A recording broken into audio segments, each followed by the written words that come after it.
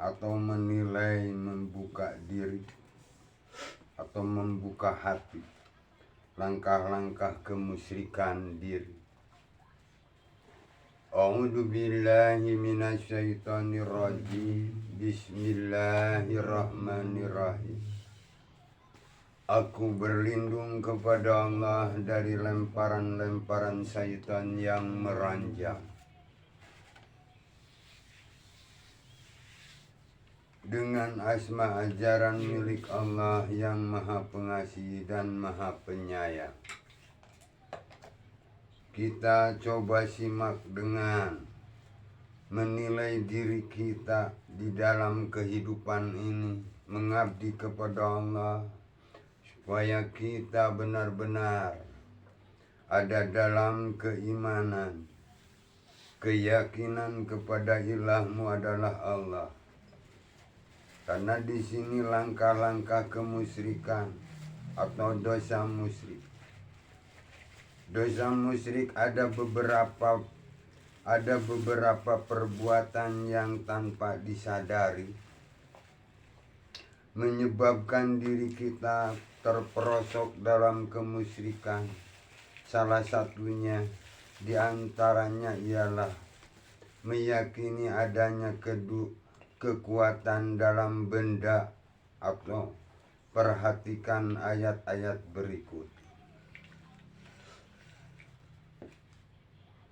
Wa'id wa'adna Musa arba'ina laylatan summa tahottumul ijlah min ba'dihi wa antum dhalimun. Dan perhatikan ketika kami mengambil perjanjian dengan Musa selama 40 malam. Terus kamu mengambil anak lembu sebagai sembahan, sehingga kalian termasuk orang-orang yang zalim. Ini, mari kita perhatikan ayat di atas dahulu. Kaum Nabi Musa menyembah patung seekor anak sapi. Padahal jelas sembahan mereka itu hanyalah patung anak sapi yang dibuat dari perhiasan. Perhiasan mereka bahkan bukan anak sapi sungguhan. Mereka menganggap patung anak sapi tersebut mempunyai kekuatan yang memberi manfaat kepada mereka, sehingga mereka dengan tekun menyembahnya agar maksud dan tujuan mereka tercapai. Ini di sini kita perhatikan. Jadi langkah-langkah kita dalam kemusyrikan ini, kalau zaman Nabi Musa adalah patung anak sapi. Kalau kita lihat kemusyrikan kita, apa yang disembah oleh kita? Coba kita melihat dengan HP, di dalam HP ada apa? Seharusnya HP itu dipergunakan karena canggih untuk dalam rangka mempelajari aturan yang diberikan oleh Allah. Kalian malah tekun untuk mempermainkan di dalam HP itu banyak mainan-mainan. Itu kemusyrikan yang tidak disadari lagi. Lebih yakin kepada itu permainan, sampai tiap hari ingatan dan rasa kita hanya untuk melihat itu. Mata hatinya, mata pikirannya dilihatkan kepada permainan yang di dalam HP. Itu suatu kemusyrikan di dalam diri kita. Kita tidak ingat kepada kewajiban kita mempelajari ajaran-ajaran yang diberikan oleh Allah. Malah mempelajari pelajaran-pelajaran atau permainan-permainan yang diciptakan oleh manusia. kita sampai lupa diri, lupa kewajiban, lupa tugas kita adalah manusia. Kita mau dipermainkan oleh manusia atau oleh orang-orang yang telah menciptakan itu. Permainan yang ada di dalam HP itu suatu kemusyrikan yang tidak disadari. So, tinggal ingatan kalian, pikiran kalian. Kalau membuka HP apa? Ya. Jadi dilihatnya apa teh? Untuk permainan bangsa online nukarar itu, Masya Allah. Tapi kewajiban kita untuk mempelajari ajaran yang diberikan oleh Allah. Padahal di dalam anak HP ada semua, satu Quran bisa ada. Kita tidak memanfaatkan HP untuk bisa dipakai mempelajari ajaran-ajaran yang diberikan oleh Allah. Masya Allah. Itu kemusyrikan. Ya. Lalu apa bedanya sembahan berbentuk patung anak sapi tersebut dengan sebilah keris, isim, dan batu ali yang dianggap mempunyai kekuatan untuk menolak bala, juga sebagai sarana agar maksud dan tujuan kita terlaksana. Cuma kan kita enggak, ya, kita enggak mengurus HP batu ali, enggak kan. Tapi ini yang telah kita lakukan, Mas. Kita menganggap permainan itu akan membahagiakan kita, akan menyenangkan kita, akan menguatkan kita, akan menyelamatkan kita, menganggapnya di dalam hati kita. Sampai-sampai waktu demi waktu terus membukakan HP untuk melihat permainan. Masya Allah. Itu sama yang memegang batu ali, hari demi hari terus diusapan batu ali. Masya Allah. Keris di mania. Oh, ini tebaurat anu. Padahal baheula yang bisa menyelamatkan manusia menjadi ahli surga yang dicontohkan oleh Nabi kita Muhammad itu adalah mempelajari ajaran yang diberikan oleh Allah. Selamat dari dunia maupun akhir. Dan sampai sekarang masih hidup kan. Dengan kekuatannya itu aturan sampai sekarang masih hidup. Keris itu kan nggak bisa orang hidup terus, enggak kan. Mati kan lagi. Yang akan menghidupkan kita ini adalah ini aturan yang diberikan oleh Allah. Ya. Sebagian manusia lebih merasa takut akan ancaman dukun atau paranormal daripada ancaman Allah. Hal ini terbukti dengan banyaknya biaya yang dikeluarkan manusia secara susah payah untuk sesaji agar hodamnya dari batu, keris, dan isim tidak marah. Kadang manusia juga rela bersakit-sakit dipasangi susuk agar maksud dan tujuan tercapai. Manusia menurut kepada dukun atau paranormal dan percaya bahwa jika dipasangi susuk, membawa keris, membawa isim, atau memakai batu ali akan menambah khasiat karisma dalam kehidupan. Jadi akan kita kelihatannya itu menjadi banyak orang yang menyukainya kata. Maka jelas bahwa kadang manusia menggadaikan nilai keimanan dengan lebih percaya dan yakin kepada dukun daripada kepada Allah?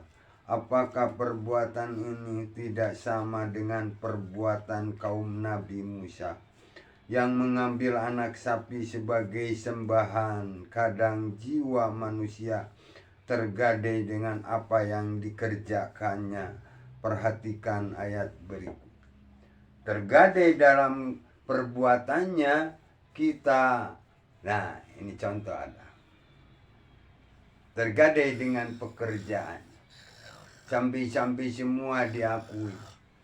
Karena kita yang mengerjakannya katanya. Kita yang bekerjanya. Jadi tergadai di situ.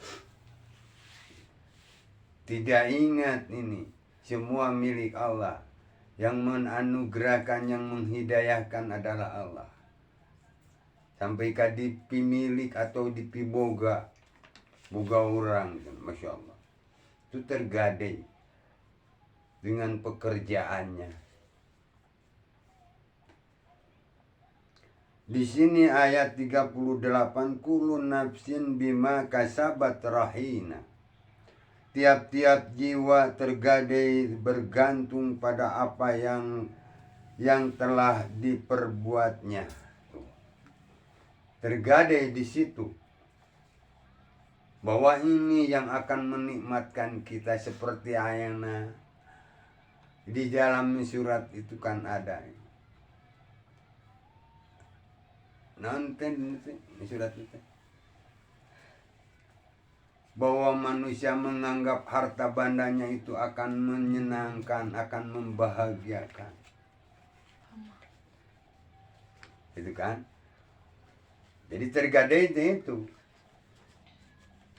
Sampai-sampai berani kan mendolimi diri, mendolimi anak-anak sendiri. Itu tergadai. Keimanannya tergadai kepada hasil perbuatannya, hasil pekerjaannya. Karena mereka cina yang menguruskan, abang tidak menguruskan, tidak mau menguruskan, gitu kan.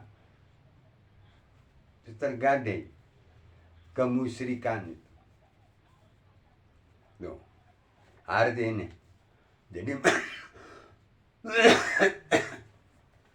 jadi menganggap anak hartanya itu dianggap Tuhan yang akan menyenangkan. Sama yang menganggap patung itu lagi. Dari ayat di atas jelaslah bahwa kadang jiwa kita tergadai oleh apa yang telah kita perbuat.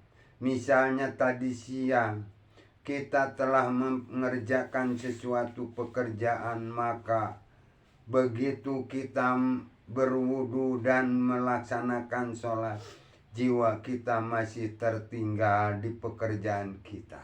Tuh, itulah mas bisa. Pekerjaan kita apa di siang hari? Nunutan, penting lagi nunutan. Di waktu kita sholat. Itu tergadai.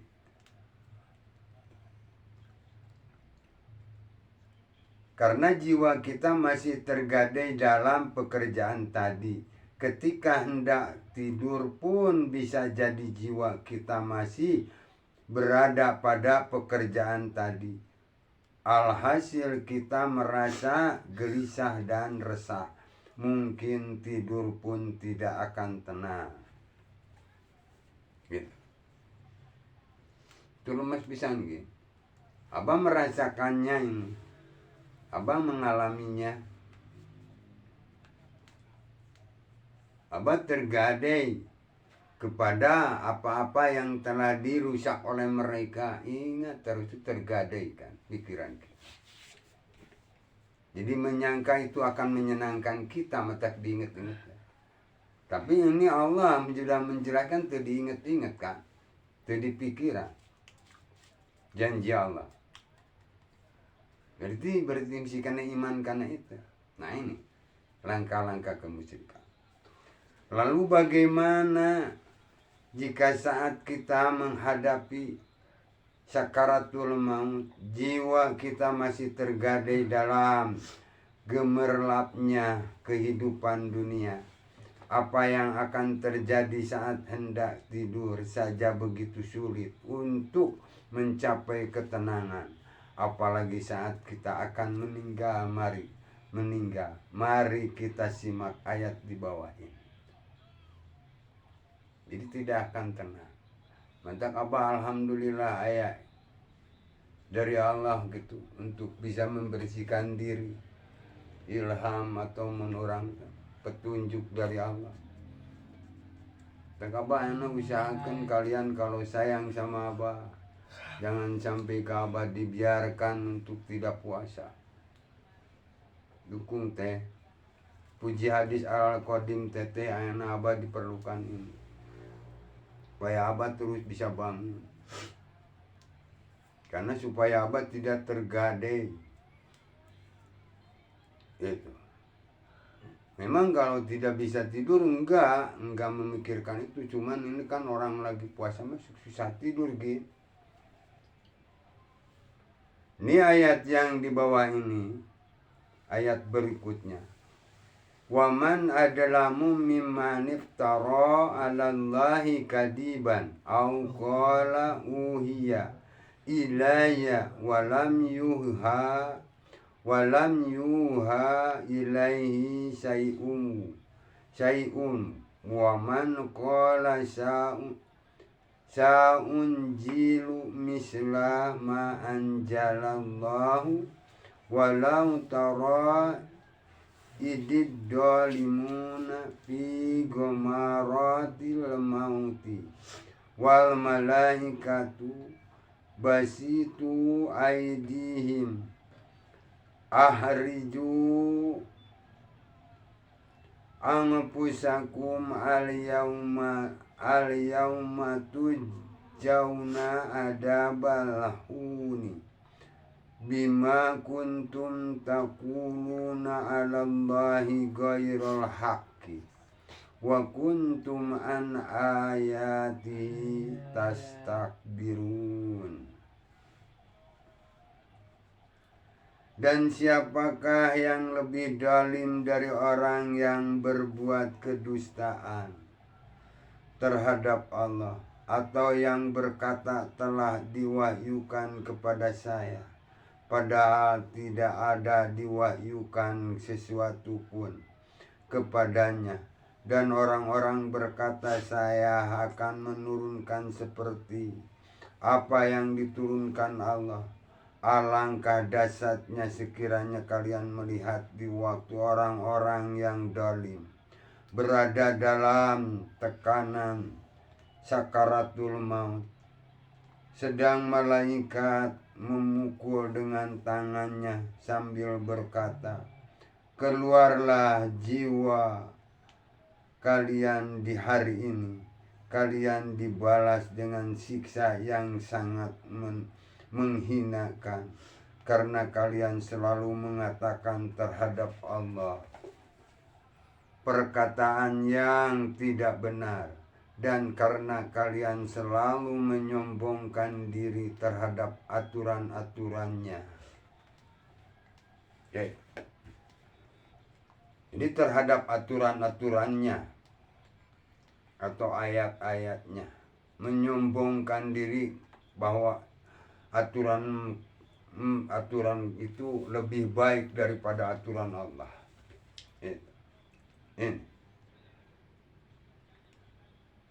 Kalau kita simak perkataan malaikat, keluarlah jiwa kalian, pasti jiwa yang dimaksud adalah jiwa yang sulit keluar karena masih tergadai oleh kehidupan dunia.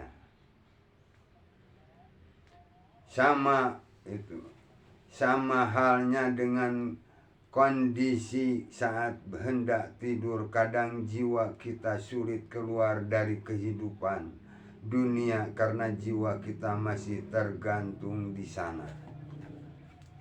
Nah ini, jadi disuruh keluar nggak bisa keluar jiwanya, walaupun anak ruh udah keluar tapi jiwanya matak ngalayang, tergadai masih ada di sini. Karena kemusyrikan itu tergadai kepada kehidupan dunia. Maka di situ yang Allah sedang menyediakan wa may yuridil hayatid dunya nutibiha. Dan barang siapa yang mengharapkan kehidupan dunia saja, Allah telah menyediakannya. Silakan. Berusahalah dengan semaksimal mungkin. Cuman akan tergadai di situ. Jiwanya tergantung di situ, apalagi belum terlaksana.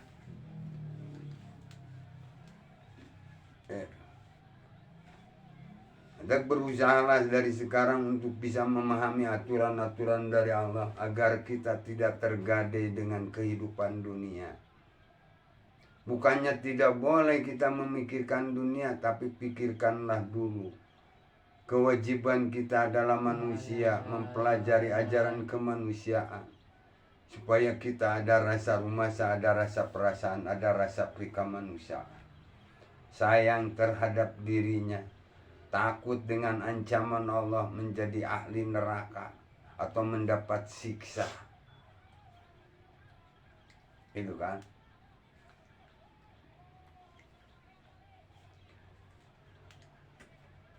Ini ada contoh.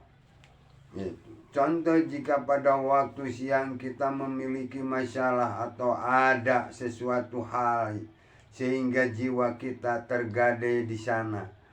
Jelas meskipun kantuk telah datang atau ngantuk telah datang menguap sudah beberapa kali, kita tetap sulit tidur karena pikiran kita tidak tenang. Contoh lainnya adalah seorang remaja yang awalnya selalu mudah untuk tidur, lalu setelah menyukai seorang jiwanya selalu tidak tenang karena hatinya sudah tergadai oleh gadis atau pemuda pujaannya. Ia akan selalu resah dan gelisah juga ketakutan. Jadi di sini contohnya. Jikalau kita jangan berlebihan memikirkan itu dunia, dipikirkanlah dulu kewajiban kita. Maka di situ sudah jelas awalnya wabtagi fima takallahu darul akhir, dan berpegang teguhlah kepada apa-apa yang didatangkan untuk menempuh kampung akhir. Di situ memang ada walatansa nasibaka minad dunya. Nah ini mah diartikan dan jangan lupa kalian buat rencana di dalam kehidupan dunia. Itu buat rencana. Tapi kalau ini perintah bisa dan berpegang teguhlah, ini perintah. Kalau ini dan jangan lupa buat rencana. Ini nggak neken kan? Tapi kalau ini dan berpegang teguhlah, ini ingatkan. Yang harus dipikirkan adalah ini aturannya dulu. Kalau ana walatan sana si bakamina dunya ini kan masih ringan. Dan jangan lupa buat rencana, ini kan nggak tekanan tuh. Jangan lupa. Walaupun lupa juga nggak apa-apa cik peribasan. Tapi kalau ini yang disebutkan wabtagi itu jangan coba-coba mengabaikan, melalaikan kalian, apalagi sampai meninggalkan. Jadi waktu demi waktu kita usahakan untuk bisa melaksanakan di siang hari yang panjang. Coba kalian ada nggak? Itu kan belum tuntut. Ini yang akan mendapat hidayah ya tawakalun, yang tawakal. Yang takwa tahu waktu, tahu batas.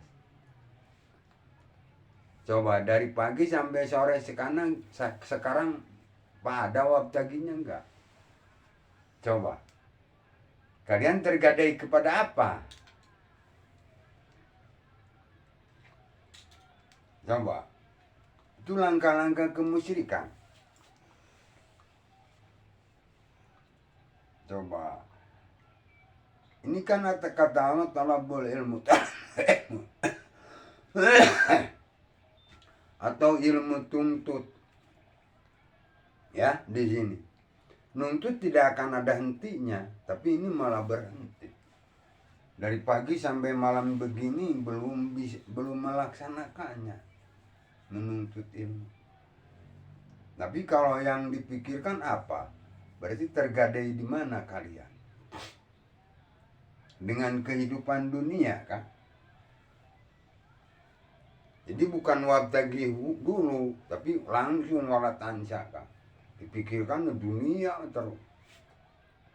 Beri berusahanya nggak mau, hanya di pikiran terus. Jadi mendingan mereka di pikiran itu baru berusaha malam-malam bunyi ngedelukan. Coba pikir. Pada hari ngan kene ini daripada itu lagi. Ini bangun malam Allah janji akan menghidayahi kalian, akan memudahkan segala urusan kalian. Tapi kenapa kalian molor? Anu lain itu kan nggak molor. Bari nggak ada janji Allah itu. Nggak ada.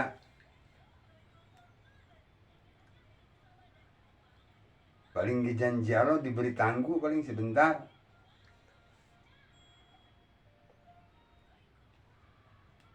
Coba. Kalau ini janji Allah, kami akan mengampuni dosa-dosa kalian dan kami akan memudahkan segala urusan kalian, Masya Allah. Tapi kalau molor, mereka enggak molor, padahal enggak ada janji Allah. Tergadai di mana kalian itu? Kapan kalian akan tercapai yang diinginkan oleh kalian? Kalau kalian selalu terus begitu, yang dipikirkan hanya keinginan kalian, tapi keinginan Allahnya enggak. Padahal ini Allah, yang diinginkan oleh Allah agar kalian mudah segala urusan. Memang keinginan Allah, tapi ini untuk keinginan kalian juga.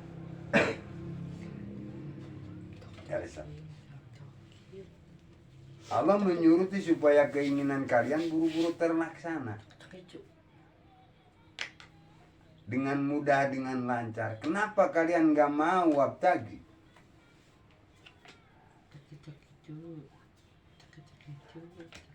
Tu wabtagi tadarosa, mempelajari yang ada di dalam aturan, di dalam Al-Quran, aturan kemanusiaan.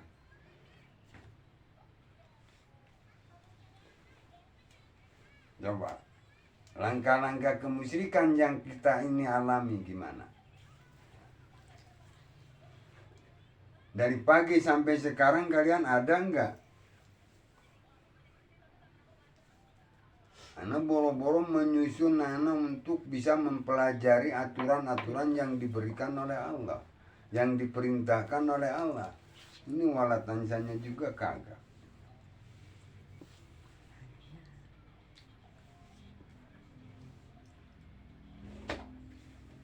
Diusahakan, ini langkah-langkah kemusyrikan.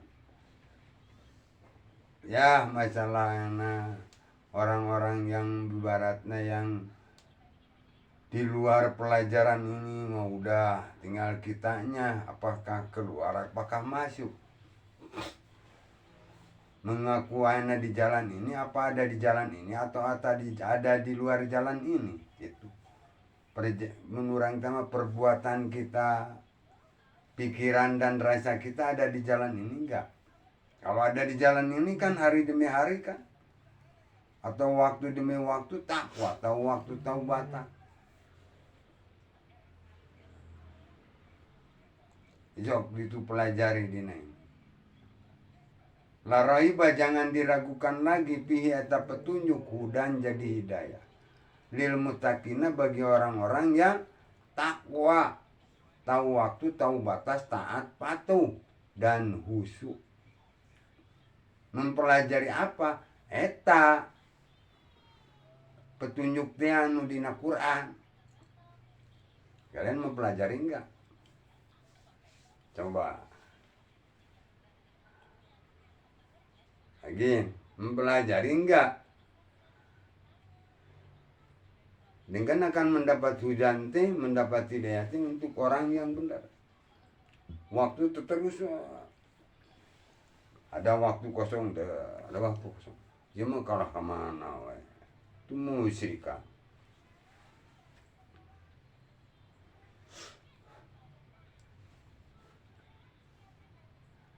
Kardi gitu. Lain ngabalier gitu teh, abang mah. Ini buat kalian nanti. Segitu dulu.